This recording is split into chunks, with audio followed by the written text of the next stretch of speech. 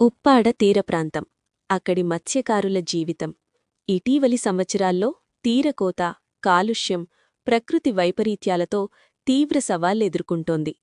ఈ పరిస్థితుల్లో మత్స్యకారుల సమస్యలను నేరుగా విని వాటికి సమగ్ర పరిష్కారం చూపేందుకు ముందుకొచ్చిన నాయకుడు ఆంధ్రప్రదేశ్ ఉప ముఖ్యమంత్రి పవన్ కళ్యాణ్. గత ఏడాది అక్టోబర్ 9న కాకినాడ కలెక్టరేట్లో జరిగిన సమావేశంలో మత్స్యకారులు ఎదుర్కొంటున్న ప్రతి సమస్యను పవన్ కళ్యాణ్ స్వయంగా విన్నారు. తీరకోత, కాలుష్యం, వేటలో నష్టాలు, మార్కెటింగ్ ఇబ్బందులు ఒక్కొక్క అంశాన్ని గుర్తించి సమగ్ర ప్రణాళిక అవసరమని స్పష్టం చేశారు.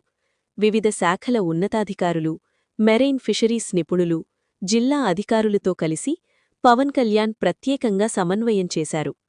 ఈ ప్రణాళికలో ప్రధానంగా తీర కాలుష్య నివారణ, సముద్రకోత నివారణకు శాశ్వత చర్యలు, మత్స్య సంపద వృద్ధి, ఆధునిక వేట పద్ధతులకు ప్రోత్సాహం, మార్కెటింగ్, నిల్వ సదుపాయాల మెరుగుదల, ప్రకృతి వైపరీత్యాల సమయంలో రక్షణ చర్యలు.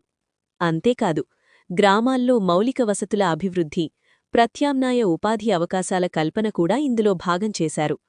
పవన్ కళ్యాణ్ ప్రత్యేకంగా 100 రోజుల కార్యాచరణపై దృష్టి సారించారు.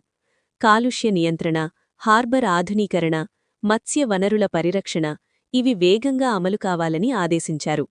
మత్స్యకారుల జీవితాల్లో తక్షణ ఫలితాలు కనిపించాలనే లక్ష్యంతో ఈ చర్యలు ముందుకు సాగుతున్నాయి. ఈ సమగ్ర ప్రణాళికను త్వరలో పీఠాపురం వేదికగా ప్రకటించేందుకు ఏర్పాట్లు జరుగుతున్నాయి. పవన్ కళ్యాణ్ స్పష్టమైన లక్ష్యం మత్స్యకారుల జీవితాలకు భద్రత, భరోసా. పవన్ కళ్యాణ్ భావన ప్రకారం అభివృద్ధి అంటే కేవలం నగరాలకే కాదు, తీర ప్రాంతాల్లో జీవించే ప్రతి కుటుంబానికీ చేరాలి. ఉప్పాడ మత్స్యకారుల సమస్యలను ప్రాధాన్యతగా తీసుకొని నిర్దిష్ట లక్ష్యంతో రూపొందించిన ఈ ప్రణాళిక వారి భవిష్యత్తుకు ఒక బలమైన హామీగా నిలవాలని ఆశిస్తున్నారు. ఉప్పాడ తీరప్రాంతంలో కొత్త ఆశలు మొలకెత్తుతున్నాయి. మత్స్యకారుల జీవితం స్థిరత్వం వైపు అడుగులు వేస్తోంది.